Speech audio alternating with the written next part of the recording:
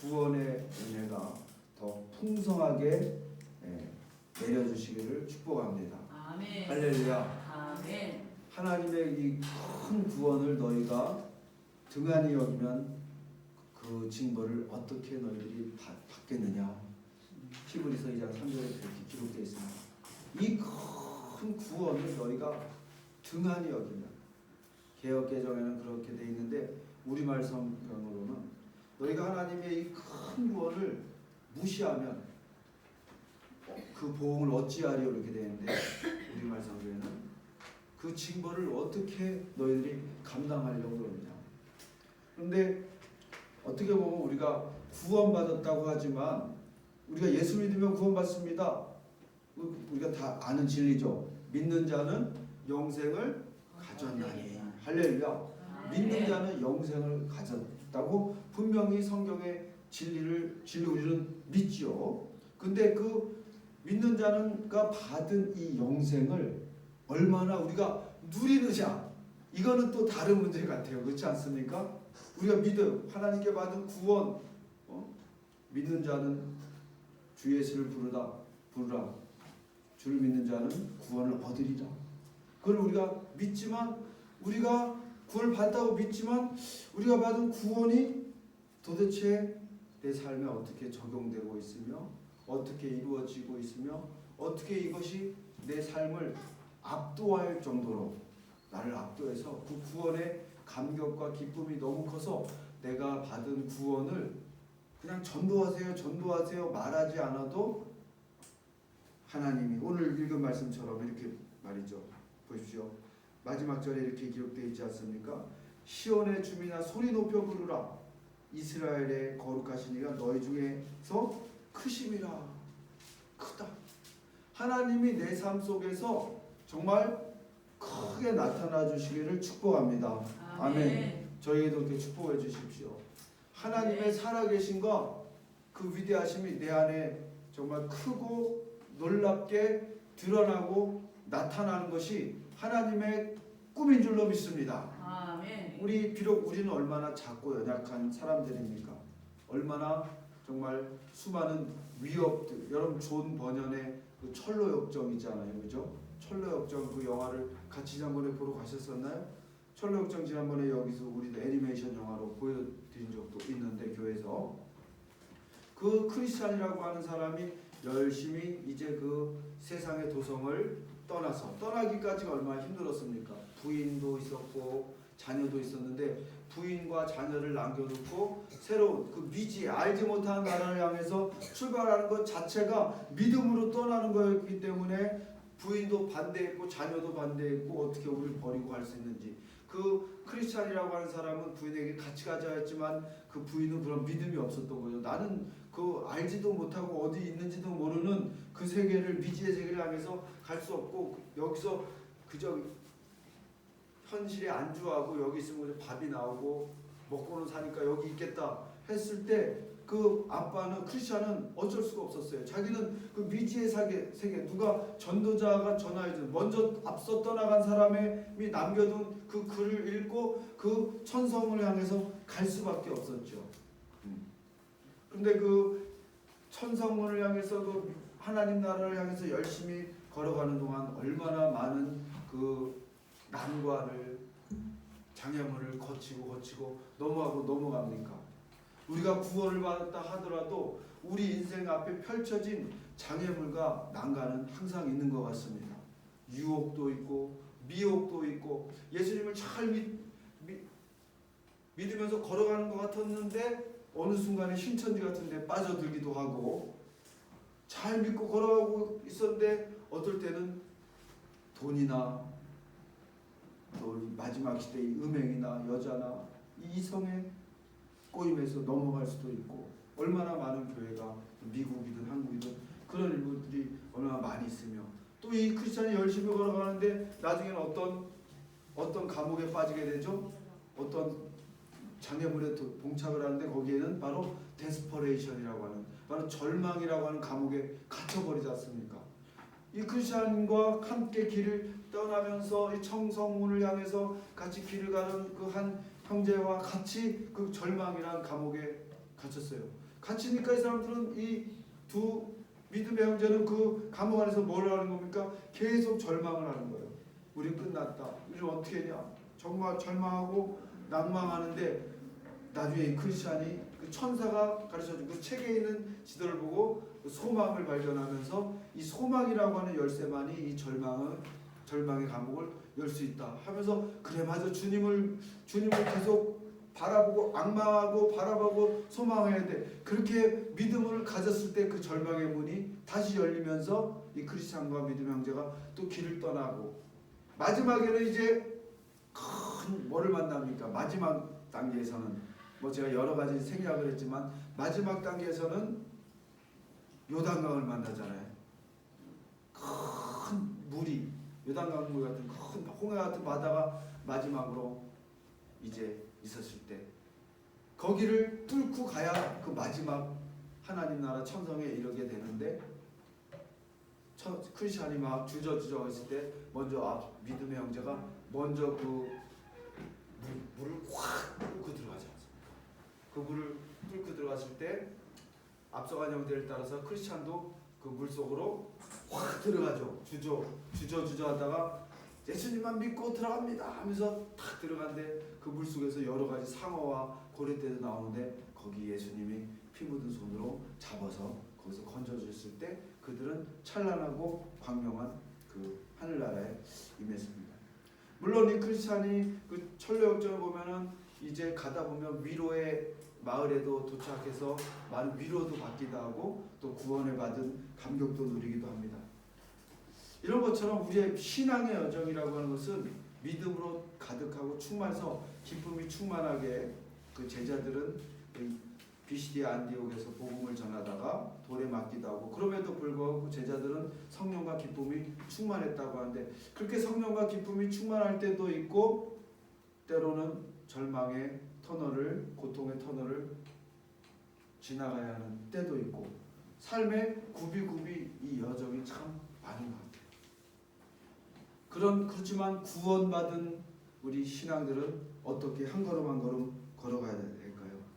바로 믿음으로 오직 주님만을 오직 믿음으로 걸어가야 할 줄로 믿습니다. 이 오직 믿음이 없으면 지금도 캐톨릭 천주교는 어떻게 가르칩니까? 구원받는데 꼭 예수님을 믿어야만 구원이 되나? 그렇게 가르칩니다. 거기 교리 자체가 그래요. 꼭 예수님만 믿어야 구원받는 건 아니다 이렇게 하면서 종교 통합을 이루고 막 석가 날에 어디 절에 가가지고 석가가 온 날을 축하합니다. 이런 그런 세상 사람들이 볼 때는 아주 교양이 있어 보이고 평화 저 사람은 정말 평화를 추구하는 사람이다. 한편으로 좋은 쪽으로 생각을 할 수도 있겠죠. 이성적으로 합리적으로 봤을 때 교양이 있는 것처럼 보이고 다른 사람의 종교도 인정하는 참 교양이 있는 참 수준 있는 성숙한 사람이다. 그렇게 생각하면 얼마든지 순간적으로 그렇게 생각할 수 있습니다만은 영적으로 우리가 바라봤을 때는 얼마나 수많은 잘못된 종교들, 거짓신들이 많은 사람들을 지옥으로 이끌고 가고 있는 거거든요. 영적인 눈을 뜨고 봤을 때는. 그래서 절대로 우리 기독교는 뭐 석간날을 참 축하합니다. 그런 행동을 하면 안 돼요. 그거는 십자가를 어떻게 되는 거예요? 십자가를 현저히 욕보이는 겁니다.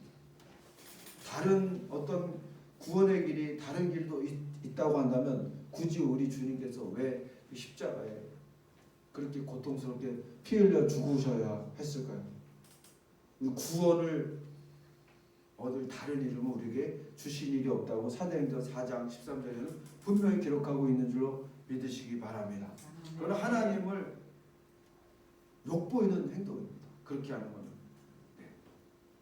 우리가 타 종교를 그렇다고 뭐 무시하거나 배척한다기보다는 오직 예수, 오직 그리스도 외에는 우리가 결코 다른 길로는 구원받을 수 없는 줄로 믿으시기를 바랍니다.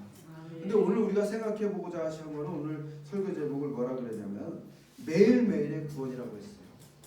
우리가 한번 구원받았다고 해서 이 구원이 영원하고 완전한 길로 대개 가는 것이 맞습니다. 그러나 우리가 한 번 구원받았다고 해서 우리가 아무렇게나 살고 막 살아도 된다. 이렇게 그래도 구원받는다. 그렇게 주장하는 것이 바로 구원파, 박옥수식 이런 사람들이 하는 이단 종파는 한 번 구원받았으니까 우리는 오늘 과거의 죄도 용서받았고 오늘 현재에도 용서받았고 미래죄도 용서받으니까 우리는 막 살아도 돼. 그렇게 성경은 절대 가르치지 않고 있습니다. 빌립보서에 보면 뭐라고 말해요? 너희는 두렵고 떨림으로 너희 구원을 이루라고 말할 것입니다. 두렵고 떨림으로 우리의 구원을 이루어 가기 전에 우리가 먼저 점검해야 될 게 있어요. 나는 정말 구원을 받았는가라는 것이. 나는 정말 구원을 받았는가? 내가 받은 구원은 정말 확실한 구원인가? 나는 정말 구원을 받아서 정말 하나님의 은혜가 충만하고 이 구원이 너무나 커서 나의 삶을 압도해 가는가? 어쩌면 우리가 받은 구원이 아직은 희미하고 조그마한 구원일지도 모르겠어요. 오늘 저와 여러분들은 하나님께서 우리에게 구원의 길을 열어주셨잖아요. 십자가의 길, 십자가의 길. 예수님을 이 땅에 보내주시고 믿는 자에게 영생을 주시는 구원의 길은 분명히 우리에게 보여주셨습니다. 적어도 그 길은 우리가 다 아는 줄로 믿습니다. 그런데 우리 오래된 유교 전통에서 살아왔던 우리 한민족, 우리 한민족이 어떻습니까? 조선왕조 500년 동안은 거의 유교와 그 전에 불교와 유교로 우리가 굉장히 뼛속까지 그런 전통이 있기 때문에 유교적인 전통이 특별히 많기 때문에 아까 조금 전에 말씀드렸다시피 다른 종교도 인정해줘야 되고 어쩌면 다른 종교에도 구원이 있을지 몰라 이렇게 한다면 조금이라도 그렇게 생각한다면 여러분은 아직도 구원이 뭔지를 모르고 있다고 해도 틀리지 않다고 저는 그렇게 분별을 하고 있습니다. 우리가 받은 구원이 그렇게 시시한 구원이 아니거든요. 하나님 우리를 구원하기 위해서 지불해 주신 대가는 너무너무나 끔찍하고도 너무너무나 크고도 놀라운 대가를 지불해 주신 구원이기 때문에 우리는 우리의 마음속에는 하나님이 우리에게 허락하시고 불러주신 그 영원하고 크고 놀라운 구원이 더 크게 오늘부터 시작해서 지금 이제까지 그 구원의 길로 우리가 왔지만 갈수록 이 구원의 은총과 감격과 기쁨이 더 크고 놀랍게 나타날 수 있기를 주님의 이름으로 축원합니다. 할렐루야. 그러기 위해서는 우리가 더 주님 앞에 사모하는 마음을 가져야 됩니다. 우리가 정말 그것을 너희가 내 안에 거하고 내 말이 너희 안에 구하면 무엇인지 원하는 대로 구하라 그리하면 이루리라. 이렇게 했을 때 주님 뭐라고 했습니까? 마태복음 7장에 구하라 그러면 주실 것이요 찾으라 찾을 것이요 두드리면 열릴 것이요. 구하는 자에게 누가복음에서는 무엇을 주지 않겠느냐? 구하는 자에게 무엇을 주시지 않겠느냐 그랬죠? 이거 모르면 안 되는데. 그렇죠. 구하는 자에게 성령을 주시지 않겠느냐. 성령이 누굽니까? 하나님 자신을 주시겠다는 거예요. 우리가 여러분 뭐 어떤 걸 구하겠어요? 하나님 앞에 하나님 나 이거 주세요 좀 조그만 거 구할 수 있겠죠. 그러나 정말 지혜로운 사람은 전체를 구하는 것이 지혜로운 사람이겠죠. 그죠? 할렐루야. 어떠한 큰 그 백화점 사장이 어린이날을 맞이해가지고 많은 어린이들을 초대했다고 해요. 그래서 왕복 코너로 가서 야 여기서 너희들이 원하는 거 한 가지씩 골라봐라. 그렇게 하니까 아이들이 너무 신나가지고 다 가서 두세 가지씩 다 골랐대. 두세 가지씩 골라봐라 해서 두세 가지 다 골랐대. 근데 너무 좋아하면서 기뻐하면서 골랐는데 유독 한 아이는 고르지 않고 가만히 쭈뼛쭈뼛 서 있는 거야. 야 너는 왜 고르지 않니? 응? 그걸 보니까 이 아이가 이렇게 저는 그냥 아저씨가 저희 아버지가 되셨으면 좋겠어요. 고아원 아이들 초대했던 모양이에요. 이 아버지가 간격을 해가지고 이 사장이 간격을 해서 그 아들을 양자로 삼은 줄로 믿습니다. 어쩌면 우리가 하나님 앞에 구할 때 너무나 조그만 거 이렇게 조그만 그 구하며 사는 게 아닌지 그런 생각을 해보게 됩니다. 구하면 주시고 찾으면 찾고 두드리면 열어주시겠다고 하는 그 하나님께서 예수님께서 하신 말씀, 구하는 자에게 성령을 주시지 않겠냐. 바로 누굴 주시냐고요. 나는 너 안에 나 자신을 주고 싶다는 거예요. 그러니까 우리의 구원의 삶이라고 하는 것은 하나님을 날마다 누리고 하나님의 생명을 날마다 더 풍성하게 누리고, 하나님 아버지는 누구든지 지혜가 부족하거든 꾸짖지 아니하시고 후히 주시는, without find fault라고 하는데 영어로는 그 잘못된 것을 너 이렇게 했는데 내가 어떻게 해주겠니? 야 내가 줄 테니까 너 그래 이런 걸 고쳐, 이런 식으로 without find fault 그 잘못들을 이렇게 꼬집어 내면서 주는 게 아니라, 그 하나님은 지혜, 누구든지 지혜가 부족하거든 꾸짖지 아니하시고 후히 주시는, 후히 주신다는 거예요. 제너러슬리 후히 주신 하나님께 구하라 그리하면 주시리. 할렐루야, 할렐루야. 하나님은 후히 넘치도록 주셔도 조금 주시는 것이 아니라 넘치도록 주시는, 정말 하늘과 땅에 정말 부자이신 하나님. 여러분 중에 가난한 분 있어요? 오늘 유빈이도 오늘 교회 오랜만에 나왔는데 잘 나왔어요. 환영해요. 우리 최 어린 유빈이가 나와서, 유빈이 아직 한글을 못 읽음에도 불구하고 찬양할 때 하나님 함께 예쁜 몸짓으로 이렇게 찬양하는 걸 봤어요. 하나님께서 얼마나 예쁘게 보셨어요. 아빠가 가지 말랬는데도 언니 따라왔는데 너무 잘했죠? 우리 박수 한번 쳐주세요. 여러분 중에 나는 너무 가난해, 나는 너무 가진 게 없어, 그렇게 생각하시는 분 있습니까? 영접하는 자고 그 이름을 믿는 자들에게는 하나님의 자녀가 되는 뭘 주셨습니까? 권세를 주셨습니까? 저 하나님 나라 천국에는 누구만 들어갈 수 있을까요? 하나님의 자녀만 들어갈 수 있어요. 다른 길은 없어요. 성가를 아무리 열심히 불공을 닦는다고 해서, 아무리 선행을 열심히 한다고 해서 그렇게는 들어갈 수가 없습니다. 아무리 선행을 열심히 한다고 해서 우리 마음에 악이 사라질까요? 우리 주일학교 중에 어떤 학생이 저한테 물었어요. 하나님 왜 선행을 열심히 착한 사람도 지옥을 가야 되나요? 여러분 착한 사람이 있습니까?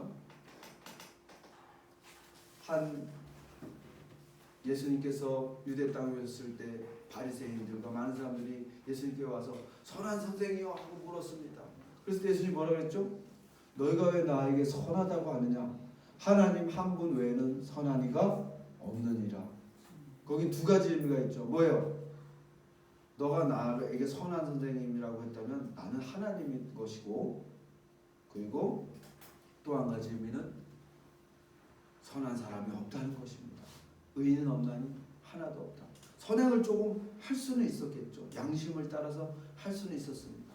그러나 그가 전도자가 전하여준 복음을 거절하였다면 요한복음 3장 17절에 있는 말씀, 심판을 받는 이유에서 그대로 나온 것처럼 그 행위가 그 마음이 악함으로 빛으로 오지 아니하였다라고 분명히 말하고 있습니다. 그 마음은 악한 것입니다.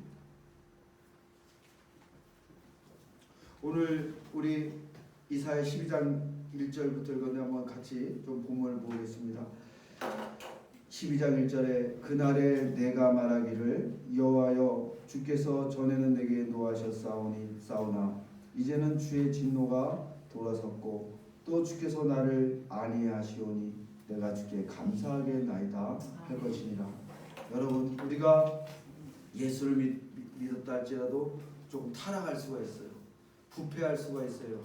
죄에 빠질 수가 있습니다. 그럴 때 우리 마음이 어때요? 승재야, 우리 마음이 불안한 거예요.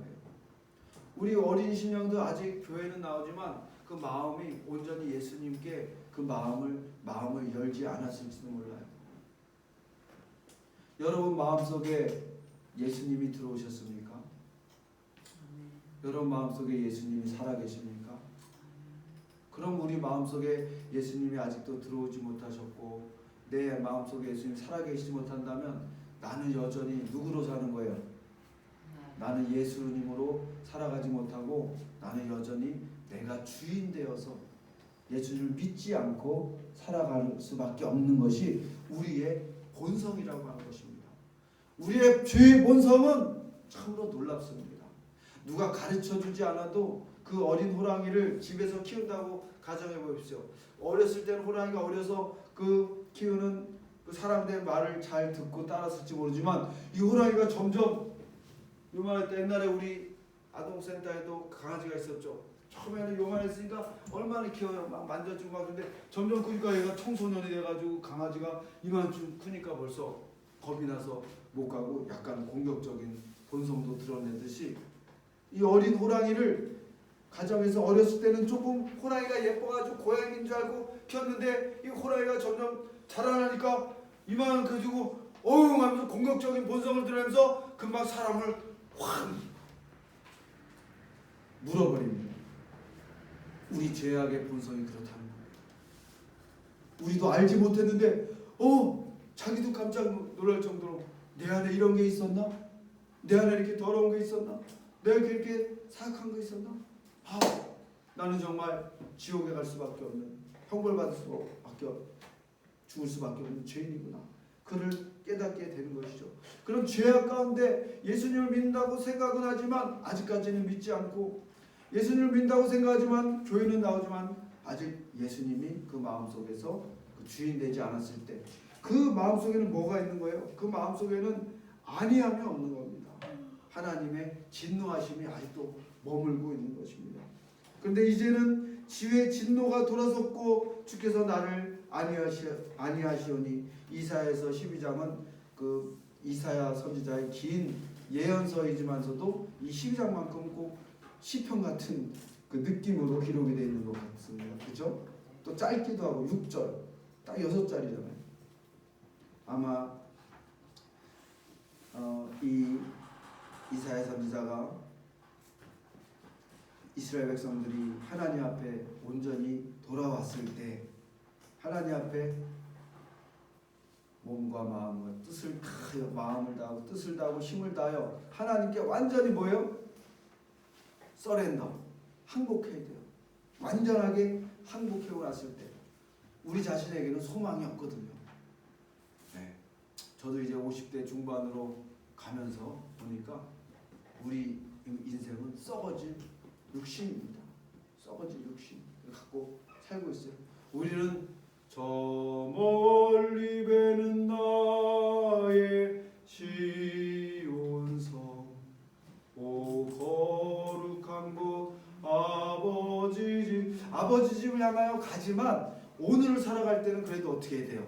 구원받은 자로서 이 큰 구원을 더욱 누리고 풍성하게 전할 수 있는 저와 여러분이 되기를 축복합니다. 그런 은혜를 여러분 사모해야 되지 않겠습니까? 하나님의 그 이 놀라운 은혜, 정말 이미 돌아가셨지만 이 서울 사랑의 교회, 우리 한국교회에서 그래도 존경받아요. 요새는 어떤 목사를 크게 존경하고 그런 것이 참 없는 것이 안타깝지만 과거의 한국교회 그 초창기 우리 한국교회 1세대에서는 많은 문준경 전도사 같은 사람들, 그 6.25 때 그 전라도의 그런 신안 앞바다로 섬마을을 돌아다니면서 예수를 전하고, 결혼을 했는데 이 문준경 전도사가 결혼했는데 이 남편이 말이죠, 목포에 나가가지고 다른 계집을 만나서 살림을 함에도 불구하고 그 시대에는 그래도 이 문준경 이 안학녀는 그 시부모를 모시고 살고, 나중에는 이제 목포에 나가서 바느질 싸구려 하다가 거기서 이성봉 목사, 성결교단의 이성봉 목사님의 부흥회를 참여했다가 예수를 믿게 된 거예요. 회개하고 예수 믿고 구원의 감격을 아니까 너무 이 복음이 좋아서 섬마을을 계속 전하고 다니고 한 섬에서는 거의 아프면은 그 문준경 전사가 거했던 집에 늘 사람들이 북적북적 거리면서 아픈 사람도 오고, 부부싸움 하는 데는 문준경 전사가 찾아가서 이렇게 살면 되겠냐 그러면 부부싸움도 해결이 되고, 그리고 나중에는 근데 공산당이 쳐들어가지고 이 문준경 전사와 그 암흑의 성도를 데리고 백사장을 끌어서 죽이려고 했을 때 이제 문준경 전도사가 여자인데 나는 죽여도 되는데 이 사람 이 백성만 살려달라 해서 살려주고 그 백사장에서 죽였다고 합니다. 그래서 문중영전사에 또 이야기가 많이 있는데 정말 이 구원의 기쁨과 감격을 크게 누릴 수 있는 저와 여러분이 되기를 바랍니다. 오늘 이사야 선지자는 이렇게 2절에서 기록하고 있죠. 보라 하나님은 나의 구원이시라. 우리 선포합시다. 보라 하나님은 나의 구원이시라. 보라 하나님은 나의 구원이시라. 아멘. 할렐루야. 아멘. 이거 보험성가도 있어요. 보라 하나님은 나의 구원이라. 내가 신뢰하고 두려움이 없으리니. 우리 아까 형제 예배 전에 목사님하고 얘기하면서 막 두려움이 있었죠. 악한 마귀가 막 우리 성제를 괴롭히려고 하고 잡아가려고 하는 거예요. 그런데 그럴 때 어떻게 될까요? 우리 성제는 내가 누구를 신뢰해야 될까요? 하나님을 신뢰해야 되는 거예요. 그 소년 다윗이 골리앗이 이스라엘 백성들을 쳐들어왔을 때 모두가 두려워서 벌벌벌 떨었습니다. 오늘날 죄악이 우리를 압도하려고 합니다. 우리를 삼킬 수만 있다면 삼키려고 하고 있습니다. 네. 지금요 여러분 이 마지막 지금 제가 지난주에도 얘기했지만 벌써 12시가 됐네. 5분 내로 빨리 마칠게요. 어빈 백스터라고 하는 신학자는 지금 이때는 우리가 마지막 때를 가까우고 있다가 아니라 지금이 마지막 때라고 말하고 있는 거예요.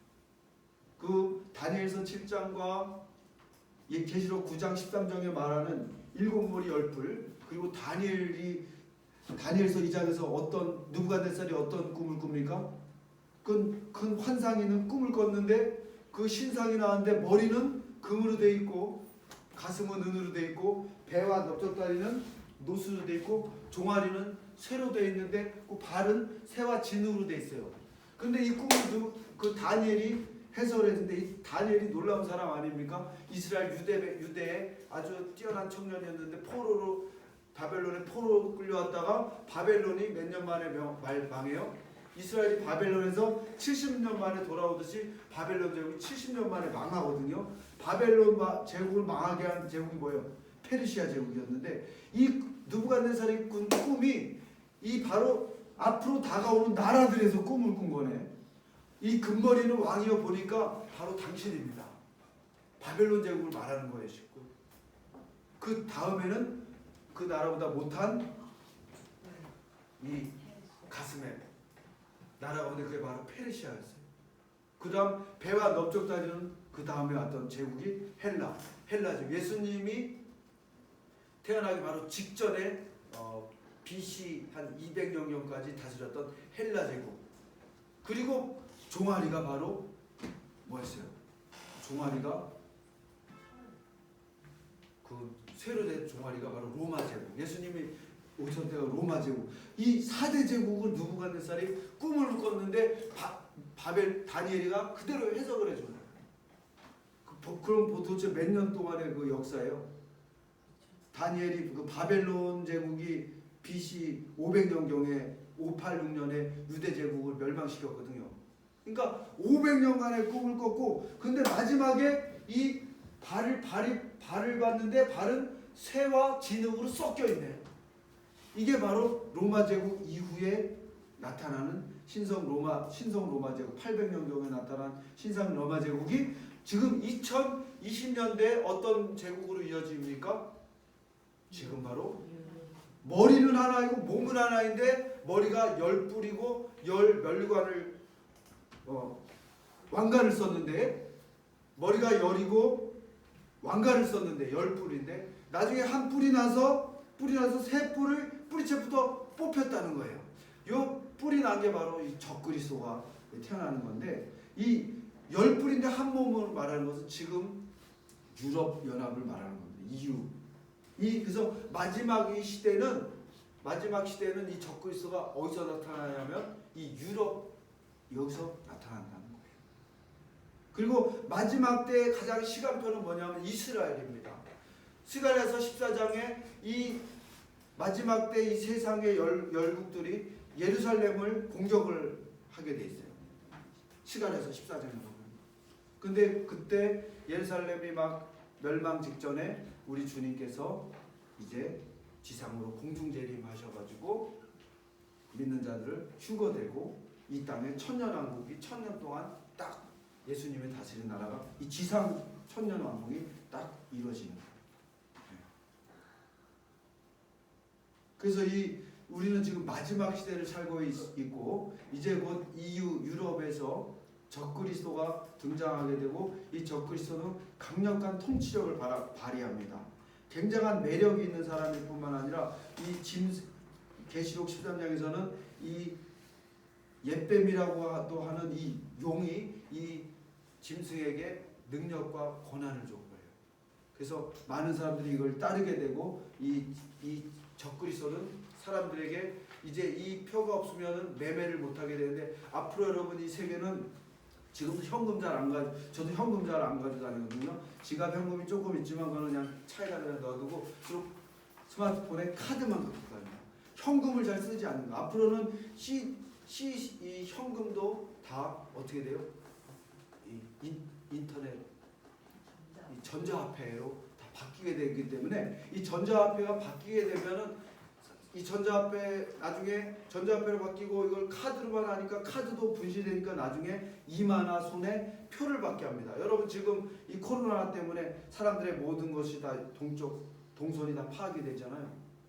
구글에서는 다 사람들이 어디로 이동하는지 모든 걸 다 그 데이터를 해서 나라마다 이 데이터를 다 할 수 있을 정도로 기술력이 발달했어요.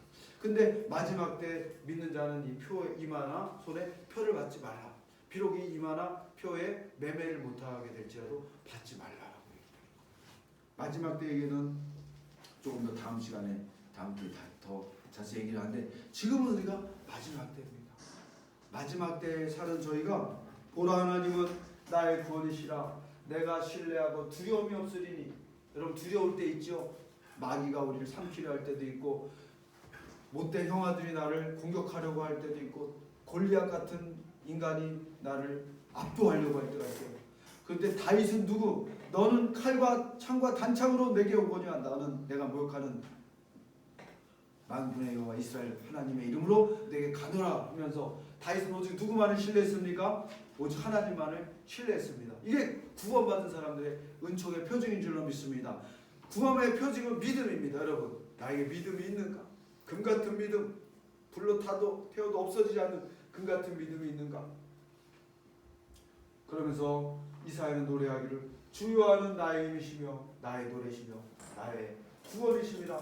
그러므로 너희가 기쁨으로 구원의 우물물에서 물을 기르리로다. 아멘. 그날에 너희가 또 말하기를 여호와께 감사하라. 그의 이름을 부르며 그의 행하심을 만국 중에 선포하며 그의 이름이 높다 하라.